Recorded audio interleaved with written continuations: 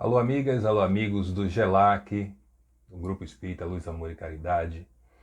Eu sou Ivan César e, atendendo mais uma vez o convite que me foi feito, estou aqui para falar com vocês que já está aí acompanhando, que já estão aí acompanhando esse vídeo sobre as temáticas da doutrina espírita, em verdade as temáticas do nosso dia a dia, sob a ótica da doutrina espírita, sob a ótica, sob as explicações, sob todas as contribuições que a doutrina espírita nos oferece desde 1857.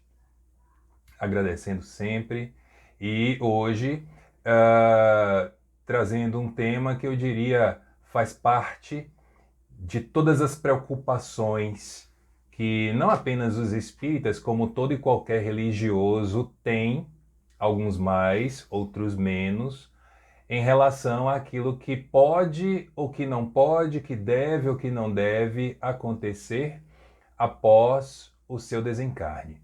Bom, primeiro fazendo uma rápida introdução aqui a respeito das crenças religiosas, eu desconheço qualquer religião que não creia em vida futura. Desconheço qualquer expressão religiosa que não pense no amanhã, no pós-morte. E essa crença, aí sim, ela tem uma variação razoavelmente extensa a depender da fé que você professe, a depender da fé que aquela pessoa admita como um sistema de crenças religiosas que vai dirigir, que vai nortear a sua vida.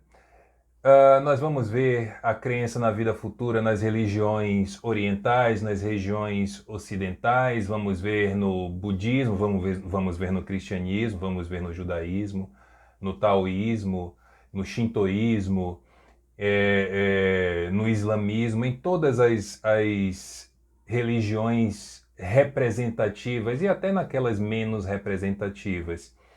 Em sistemas religiosos que muitas vezes não tem ali uma religião formalizada por trás dele, mas uma crença muito, muito forte, muito importante, como por exemplo a crença dos egípcios, a crença egípcia. Por que se mumificavam os corpos dos faraós? As crenças dos nossos ancestrais indígenas, falando nos espíritos da mata, nos deuses da natureza, nos encantados, como se diz hoje, de forma mais divulgada. Da mesma maneira, os nossos ancestrais também, mas agora advindos da África, com toda a sua crença nas entidades, nos orixás, nos enviados dos orixás, nas inquices, em todas essas ideias que nos foram trazidas, eu diria até mais, trazidas e acrescentadas a esse caldeirão de crenças religiosas que no final das contas é o nosso país e em especialmente o nosso estado, a Bahia. Fato é que todas elas acreditam, com termos muitas vezes diferentes, mas numa ideia muito parecida, no céu e no inferno. E o passaporte para o céu ou para o inferno está apenas e tão somente na sua vivência aqui na Terra. Aí nós vamos dizer assim, nós espíritas não acreditamos nisso? Será? Será que não estamos pegando as ideias de umbral? Será que nós não estamos pegando as ideias das colônias espirituais e transformando nos novos céus e infernos? É de se analisar, é de se observar, porque o que tenho visto aí é uma repetição irracional daquilo que nos é apresentado por outras expressões religiosas que estão diferentes nesse ponto daquilo que a doutrina espírita nos apresenta como possibilidades. É interessante que para você herdar o céu ou o inferno, como disse, dependendo apenas e tão somente do seu caminhar, há aí uma pena incontestável. Não tem direito a recorrer. Se você é uma boa alma, você vai direto para o céu, para as colônias espirituais, para trabalhar nas colônias espirituais. Agora, se você é uma pessoa que é afeita aos maus feitos, não tem a menor dúvida de que no dizer cristão você vai para o inferno, no dizer espírita você vai lá para o lodo, para a lama do umbral. É importante refletir sobre o que significa virtude e pecado, ou virtude e vício, para fazer o perfeito antônimo. Porque quando nós somos pessoas virtuosas, nós vamos direto para os melhores lugares. Quando nós somos pessoas viciosas, nós vamos para lugares não tão bons assim. Outro dia eu brincava com uma amiga, dizia ela assim, mas você já reparou que sempre que a gente morre, a gente vira uma boa pessoa de imediato? Oxente, Ivan, como assim? Você quer dizer o que com isso? Se repare, você já foi em alguma missa de sétimo dia? Ela era católica, ela é católica. Você já esteve em alguma missa de sétimo dia? Onde o padre tenha dito assim, tá vendo? Nosso irmão Ivan acabou de falecer, está em um lugar pior do que o que estava aqui na terra, porque as suas ações foram todas ruins, não valia nada, não valia o prato que comia. Alguém já viu isso? Já estive em várias e nunca vi, e nunca vou ver. E com certeza vocês também nunca viram e nunca verão. Claro, não é o momento ali de você ficar expondo determinadas questões, mas também não precisa exagerar, né? Como muitas vezes temos visto por aí. A questão é que esse conceito de vício e virtude, e especialmente dentro dos vícios, aquilo que se chama de pecado, eu não sei se em algum momento na história, e aqui eu transporto um pouco para um período não, uma compreensão não apenas religiosa, mas uma compreensão histórica. O que é virtude? O que é que nós podemos considerar como virtudes? E os vícios? O que são? Vou fazer uma provocação aqui até esdrúxula. Uma pessoa que tem o vício de fazer caridade, ela é virtuosa ou viciosa? Uma pessoa que tem o vício de cuidar sempre e em primeiro lugar do outro do que dela mesma, ela é viciosa ou é virtuosa?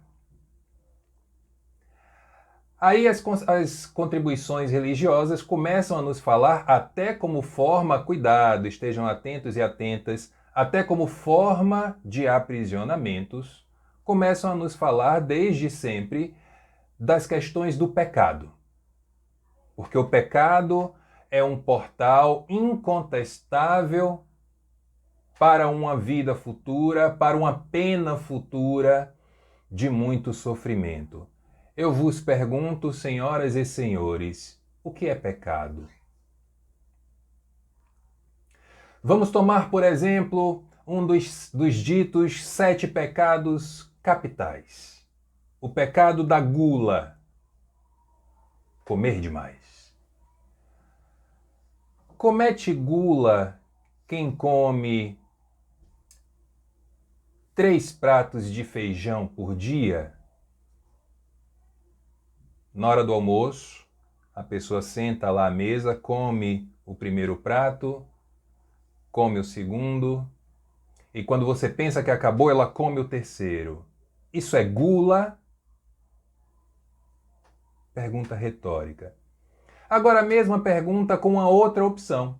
Comete gula quem come 3 pratos de salada no mesmo dia, na mesma refeição, na mesma ocasião? Qual a diferença da salada para o feijão? Tudo não é alimento?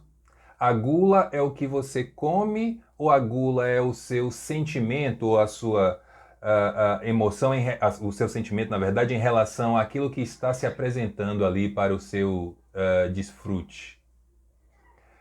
Uma pessoa, por exemplo, que ao invés de comer um pão no seu café da manhã, por exemplo, ela come metade e a outra metade ela joga fora. Quem é mais pecador ou pecadora nessa questão? Aquele que comeu 3 pratos de feijão e comeu tudo?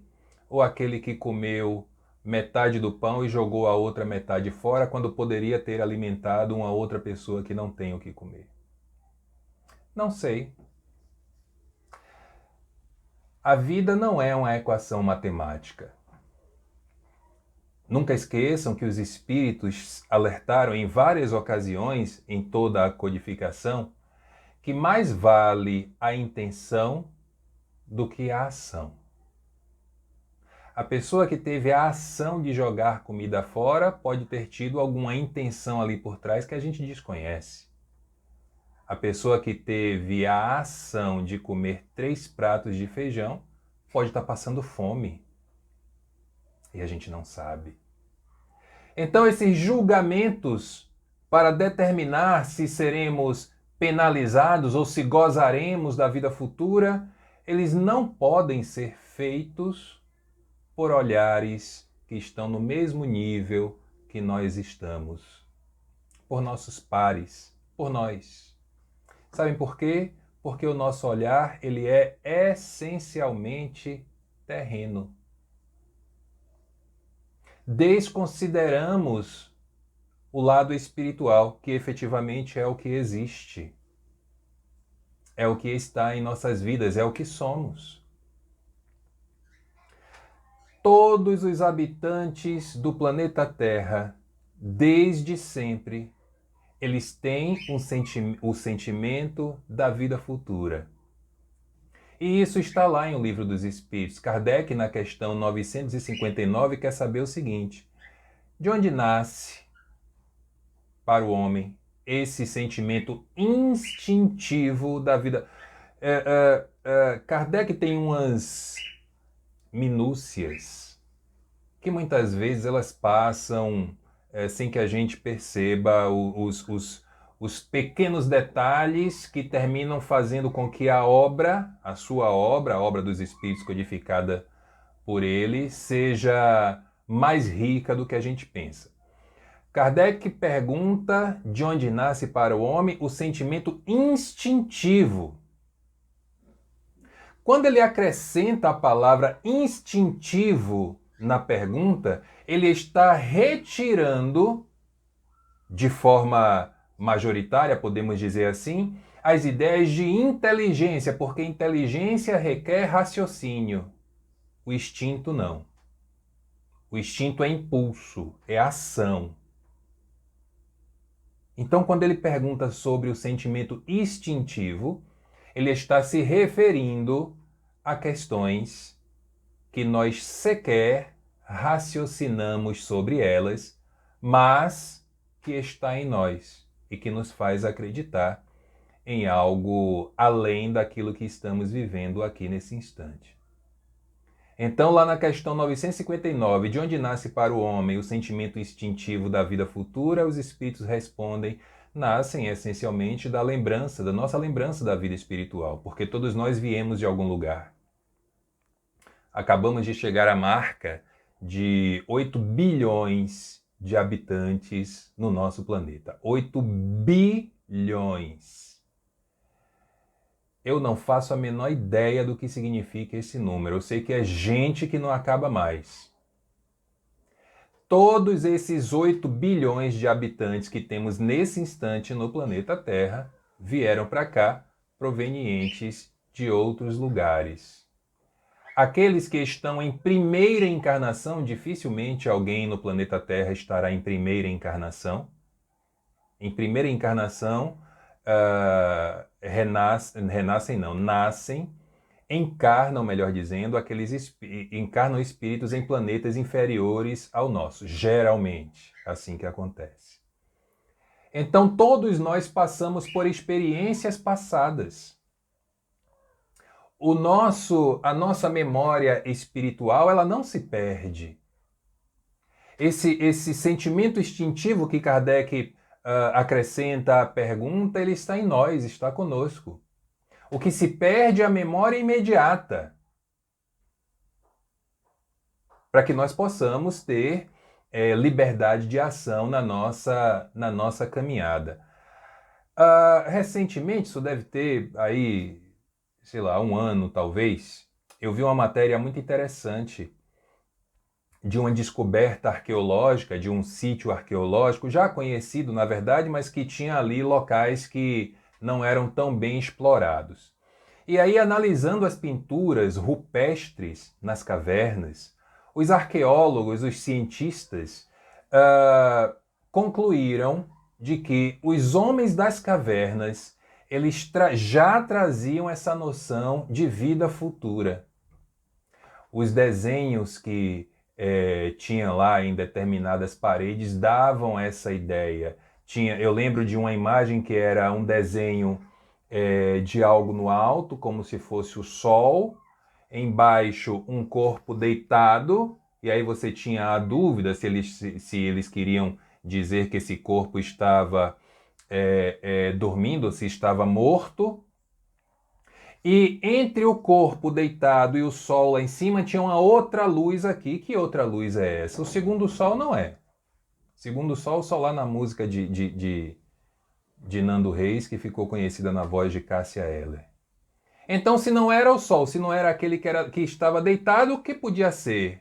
Os cientistas concluíram que se tratava de uma ideia básica de vida após a morte. Olha que coisa fantástica. Homens das cavernas.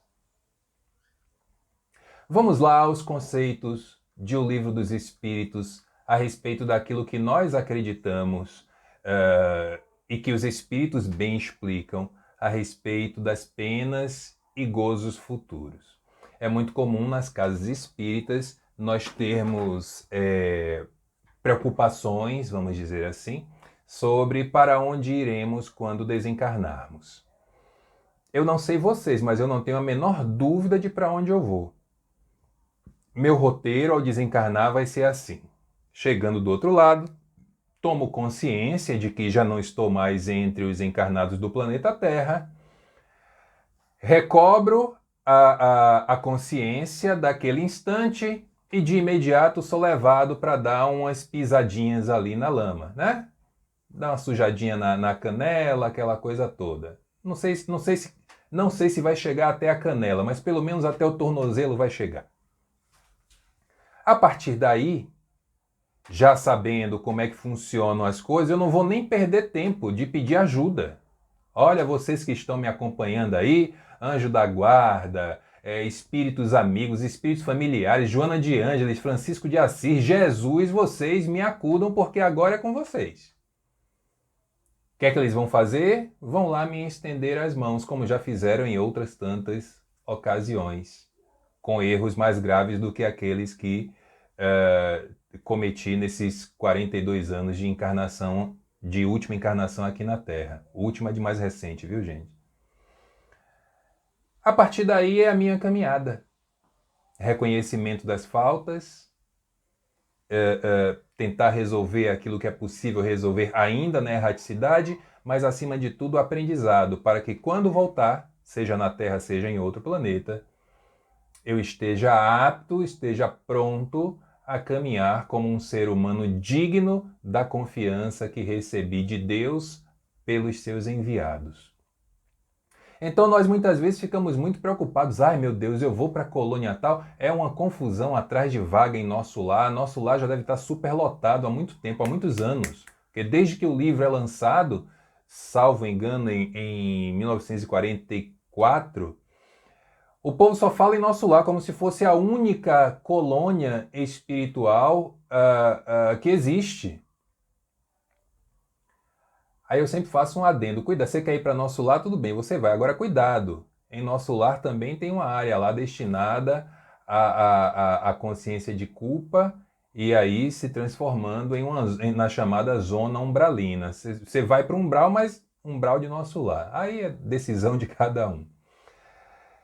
Eu costumo dizer que de que vale termos preocupações a respeito de como vou desencarnar se eu não começo a trabalhar agora para uma vida encarnado melhor do que aquela que tenho vivido até hoje, até esse instante? Por que se preocupar com o futuro antes de trabalhar no nosso presente? Talvez isso reflita uma falta de foco naquilo que efetivamente já podemos ser. As penas e gozos futuros, diz Kardec na questão, diz Kardec não, dizem os espíritos na questão 965. As penas e gozos futuros não podem ser materiais, pois que a alma não é matéria, lógico. Entretanto, fazendo aqui um recorte, são 1000 vezes mais vivos os sentimentos, as sensações espirituais, são 1000 vezes mais vivas do que as que experimentamos na Terra, porque a matéria deixa de ser impedimento, de ser empecilho para as sensações do espírito. Então imagine que você nesse momento está com fome. Só que onde você está, você não pode sair, não tem uma condição imediata de saciar sua fome. Então você começa a se incomodar com aquilo. O seu corpo está dizendo isso. Só que daí a algum tempo você sai de onde você está e resolve e consegue matar a sua fome. Compra um lanche, come e mata a fome. Imagine desencarnado, que você não vai comprar lanche para matar a sua fome. Porque a alma não se alimenta. Nem de feijão, nem de salada, nem de pão, nem de chocolate, nem absolutamente nada disso. Ou seja, você não vai ter um acesso físico, se é que podemos dizer assim, à comida. Mas a sua sensação é de fome cada vez maior. E agora, fazer o quê? Olha o sofrimento. E quando nós falamos em questões morais? Eu fico imaginando essas pessoas que cometem crimes bárbaros. É só a gente ligar aí em qualquer telejornal e vamos ver uma infinidade de crimes que são cometidos diariamente na nossa cidade, no nosso estado, no nosso país. Eu fico imaginando o estado dessas pessoas chegando no plano espiritual, recuperando a sua consciência de ser social e percebendo a quantidade e o tamanho dos erros que cometeu enquanto estava aqui encarnado. Os atendimentos mediúnicos, eles terminam nos dando uma noção interessante sobre essas questões. Porque são espíritos que chegam para serem atendidos em estados, muitas vezes, absolutamente lamentáveis. Espíritos que se perdem de si de tal maneira que passam a não se entender, a não se enxergar mais nas formas humanas. Eles se veem como animais, se veem como coisas. Espíritos que perderam a conexão com eles mesmos e por conta disso terminaram também perdendo a conexão com a divindade, com Deus. Então essas penas que não são materiais, mas antes e acima de tudo são penas da nossa própria consciência, elas são certamente muito mais dolorosas. Porque se aqui entre nós, quando se comete um crime, você corre o risco de ficar trancafiado atrás de grades físicas, imagine quando as grades são do seu próprio pensamento, do seu sentimento de culpa, da sua consciência de culpa. Quantos de nós não passamos por situações parecidas, mesmo ainda estando encarnados? Equívocos que cometemos. E aí, muitas vezes, até a pessoa que foi alvo do nosso equívoco, ela já nem está lembrada mais, já nem se preocupa mais com isso, mas nós ficamos com aquela ideia, nossa, meu Deus, não poderia ter feito isso, que absurdo. Isso não é coisa que se faça. Consciência de culpa. Agora é necessário ter cuidado, porque a culpa é como se fosse um muro que construímos em nossa frente. Quanto mais culpa você tem, mais alto é o muro. E você não consegue passar por ele para ir na direção da reparação, da reconciliação. O sofrimento dos espíritos inferiores são tão variados, inferiores como nós ainda somos, são tão variados como as causas que os determinam e proporcionados ao grau de inferioridade. O sofrimento dos espíritos inferiores são tão variados como as causas que os determinam e proporcionados ao grau de inferioridade. Essa frase, ela dá margem a bastante tema, bastante assunto aqui entre nós. Em primeiro lugar, vamos lembrar o seguinte. Lá na escala espírita, na questão 101 do Livro dos Espíritos, temos ali uma definição didática feita por Kardec em relação aos níveis de evolução de progresso espiritual, partindo dos espíritos maus, com todos os seus subgrupos, vamos dizer assim, até os espíritos bons, com todos os seus subgrupos também. Quando os espíritos falam em espíritos inferiores, eles não estão se referindo apenas e tão somente àqueles espíritos que só fazem o mal. Aqueles espíritos que animam corpos de homicidas, de preconceituosos, homofóbicos, racistas, LGBTfóbicos, melhor dizendo, em complemento ao homofóbico, né? Misóginos. Todos esses são inferiores. Mas inferiores também somos nós que, por alguma razão, deixamos de prestar uma ajuda que nos é possível dar. Inferiores também somos nós que, quando tomamos uma fechada no trânsito, nós dizemos à pessoa, ao que errou. Lá na frente você acha um poste. Inferiores somos nós que ainda nos permitimos desejar o mal a quem quer que seja, ainda que esse mal seja desejado ao nosso pior inimigo ou inimiga. Tudo isso é inferioridade. Então os espíritos falam que o grau, a variedade dos sofrimentos para os inferiores é tão vasta, é tão grande e também proporcionais ao grau de inferioridade, ou seja, quanto mais inferior, maior o sofrimento. E podem ser várias as causas. Só para falar de algumas que nós temos no hall, né, das nossas interações cotidianas. Por exemplo, ciúme. Alguém aí do outro lado é ciumento, ciumenta? Alguém aí do outro lado acha que ciúme é o tempero do amor, como dizem por aí? Alguém aí do outro lado acha que se não tem ciúme é porque não ama? Cuidado. É bom refletir um pouco mais detidamente a respeito dessas certezas, se podemos dizer assim. Porque o ciúme nada mais é do que um sentimento de posse.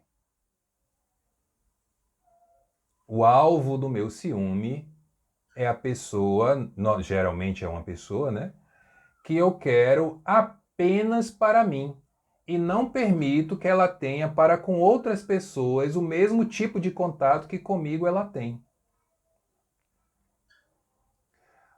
Recentemente eu fiz uma postagem provocativa aí no Instagram. Vez ou outra eu gosto de provocar. E são provocações que são minhas também, por isso que eu levo para vocês. Era alguma matéria falando sobre ciúme e eu aí perguntava quem era ciumento, quem era ciumento. Aí uma pessoa me perguntou se eu era ciumento. Eu disse, olha, para a minha consciência eu não sou ciumento. Aliás, eu disse a ela, estou mentindo, eu sou ciumento. Eu tenho ciúme basicamente de duas coisas. A primeira, dos meus livros. Tenho porque poucas coisas me deixam tão irritados como um livro que foi emprestado intacto e volta cheio de marcas, de orelhas, com página amassada. Isso me irrita demais, demais. Já aconteceu de eu não aceitar o livro de volta, entregar para a pessoa. Não, mas você me emprestou, estou te devolvendo. Não, pode ficar, porque eu não lhe emprestei esse livro. Eu lhe emprestei um livro intacto, você está me devolvendo um material todo riscado. Ele não é mais meu, ele é seu, pode levar. O que a pessoa fez eu não sei, eu sei que eu não aceitei de volta. Então, primeiro ciúme que eu tenho é dos meus livros. Segundo, da minha faca de cozinha. Não gosto que pegue. Se eu souber que alguém vai pegar, eu já tiro logo do alcance da pessoa. Se pegar sem a minha autorização, eu fico danado da vida. De pessoas, não me permito ter. Sabe por quê? Porque as pessoas são livres, ou pelo menos deveriam ser. As pessoas devem ser livres para ir se quiserem ir, ou para ficar se quiserem ficar. As pessoas devem ser livres para ter os tipos e os níveis de relação com outras que quiserem e bem entenderem, tendo responsabilidade, claro. E se eu não sou capaz de lidar com um amigo, uma amiga, que tem uma amizade com uma outra pessoa, o problema não está no meu amigo, na minha amiga. A questão está em mim. Ou será que eu entrei num supermercado, peguei aquela pessoa numa prateleira, passei no caixa, levei para casa, é minha, pronto, e com você faço eu o que eu quiser, o que eu quiser e o que eu bem entender. Ah, Ivan, mas eu não consigo controlar, eu sou ciumento, eu sou ciumenta. Quando a gente não consegue controlar o ciúme, por exemplo, acontece isso que a gente vê acontecer aí nos telejornais com frequência, em especial em relação às mulheres. São mortas, são assassinadas por homens que se julgam seus donos. E vocês ainda querem me convencer que ciúme é uma coisa boa?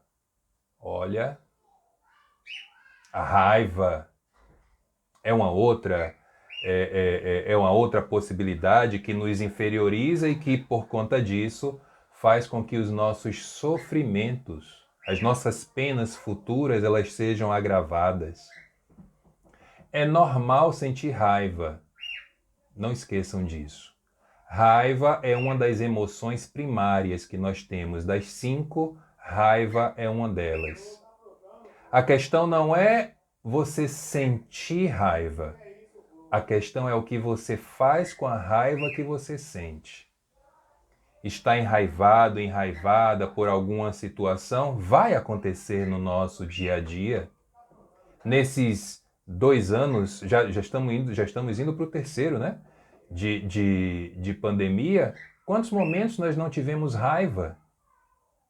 Nós não sentimos raiva por aquelas pessoas que se negavam a usar máscaras nos lugares onde era necessário usar máscara, por aquelas pessoas que iam para se vacinar e furavam a fila de vacinação, por aquelas pessoas que se recusavam e continuam se recusando até hoje a se vacinar. Raiva. Agora, por que você sentiu raiva de alguém que passou na sua frente na fila? Significa dizer que você tem que ir lá e agredir aquela pessoa? Por que você sentiu raiva de um familiar que tem visões de vida, em especial visões de sociedade diametralmente opostas à sua, significa que você tem que expulsar essa pessoa da sua família? Tudo isso é escolha. Estão atentos e atentas a isso? Tudo é escolha.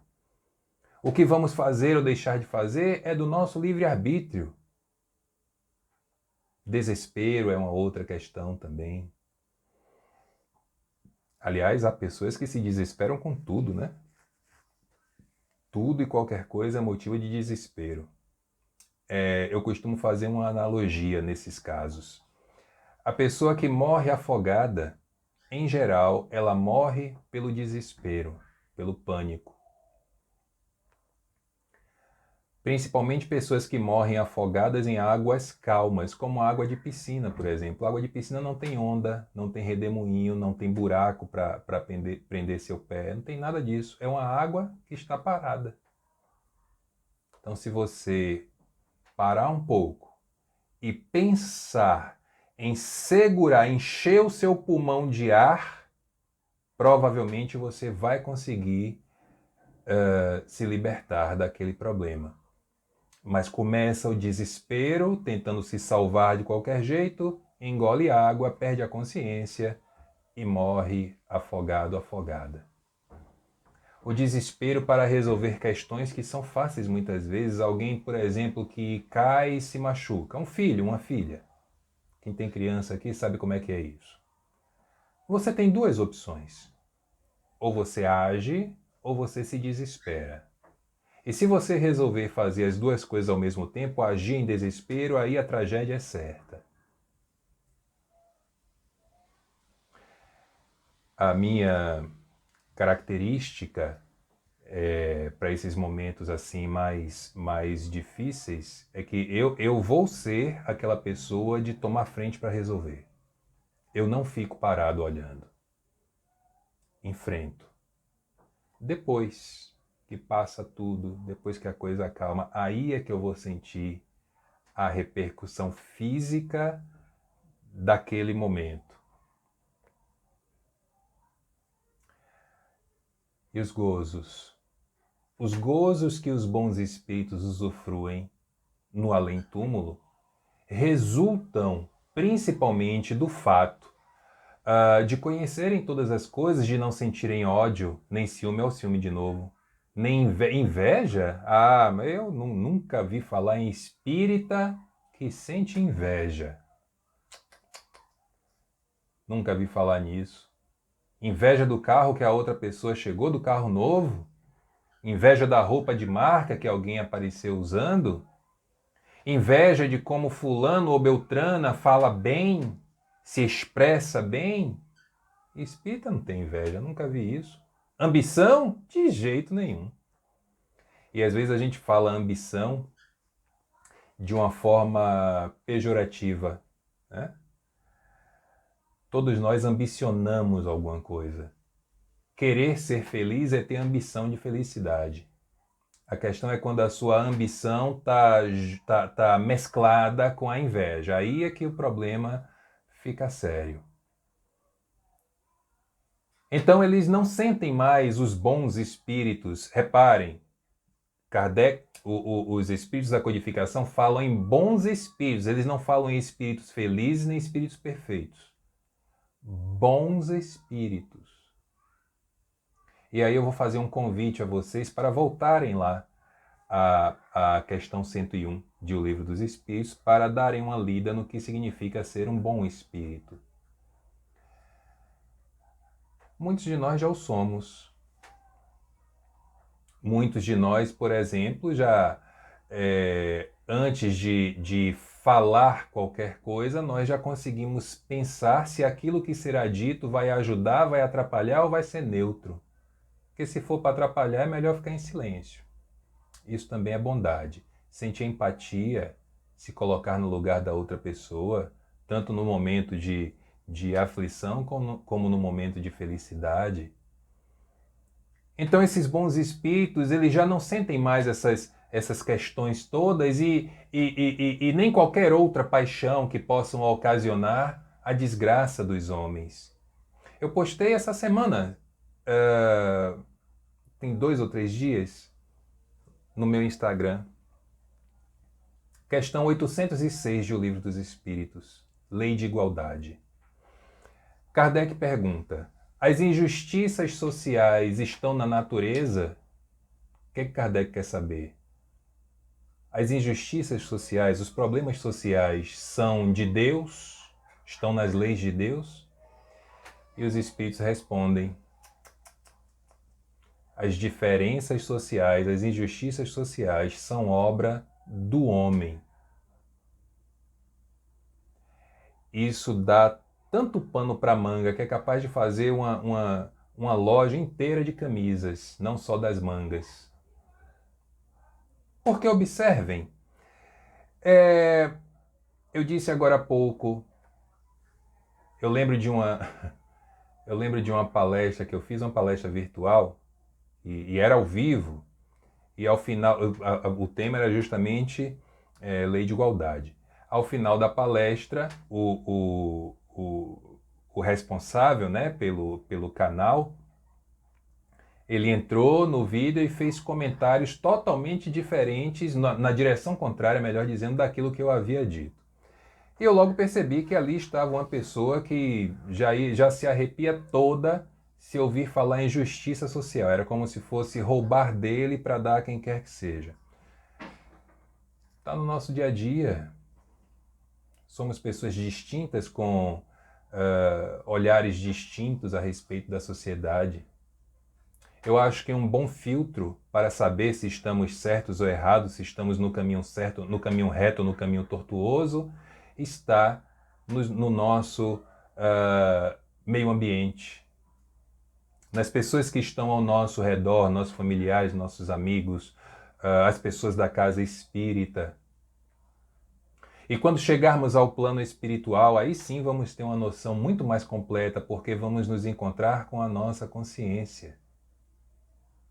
Sem filtros, sem máscaras, sem escapatórias, sem nada disso que possa trazer uma compreensão diferente daquilo que efetivamente somos. Os espíritos que gozam de uma boa situação na erraticidade, eles são felizes pelo bem que fazem. São felizes pelo bem que fazem. Contanto, entretanto, a felicidade dos espíritos é proporcional à elevação de cada um. Vocês fazem bem? Você que está aí do outro lado acompanhando esse vídeo, você faz o bem? Que tipo de bem você faz? Não precisam me responder nada, não. Apenas reflitam. O que é que você considera uma boa atitude? O bem que você faz, ele é apenas e tão somente direcionado ao outro, ele também pode ser direcionado a você mesmo, a você mesmo. Hoje é dia 21 de novembro, ontem, no domingo, dia 20 de novembro, dia da consciência negra. Você que quer ter gozos futuros, você é racista? Todas essas são questões que, se fôssemos um pouco mais espertos, se fôssemos um pouco mais atentos, nós não esperaríamos a chegada na erraticidade para fazer. A gente já faria agora. E a depender da nossa resposta, nós teríamos apenas 2 opções. Ou começar a trabalhar imediatamente para mudar esse quadro, o nosso quadro, ou começar a trabalhar para estimular outras pessoas a mudarem os quadros delas.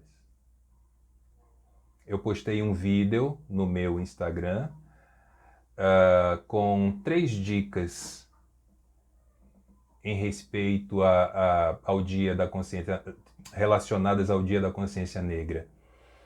uma dica de leitura e 2 dicas de documentários. A leitura do livro de Djamila Ribeiro, Pequeno Manual Antirracista, e os 2 materiais que eu sugiro assistir. Um é o episódio número 2 do documentário Guerras do Brasil, que fala sobre a guerra que redundou na derrubada do quilombo dos Palmares. E o outro é um fotodocumentário que se chama Sankofa, a África que habita em mim. Todos os 2 estão na Netflix. Maravilhosos. Então sejamos felizes com o que nos é possível. Somente os espíritos puros gozam de uma felicidade suprema. Mas nem todos os outros são infelizes. Olha que frase interessantíssima. Felicidade suprema só para os espíritos puros. Mas não é porque você não é um espírito puro que a sua vida é só de infelicidade. Percebem? Olha lá o que Kardec nos apresenta, o que os espíritos nos apresentam. E aí, às vezes, eu tenho oportunidade de fazer coisas que vão me elevar espiritualmente, moralmente, socialmente, pessoalmente, intimamente. E deixo de fazer porque, sei lá, amanhã eu faço. Na próxima encarnação, com certeza. Na próxima encarnação eu vou fazer tudo que eu não fiz agora.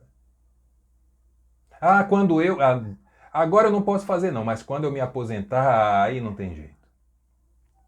A gente já está no final do ano. Deixa chegar 2023 que eu começo com força, com vontade. Eu sinto informar, minhas senhoras e meus senhores, mas nenhum de nós aqui tem certeza do dia de amanhã. Lembre-se da frase de Jesus a respeito dos desencarnes. Apenas o Pai sabe a hora. Para a gente encerrar, em relação às penas e gozos futuros, pelas leis divinas, as leis da consciência, receberemos no além as recompensas ou as necessidades de ajustes de acordo ao bem ou ao mal que tenhamos feito. Receberemos no além as recompensas ou as necessidades de ajustes, ou seja, os gozos ou as penas, de acordo ao bem ou ao mal que tenhamos feito.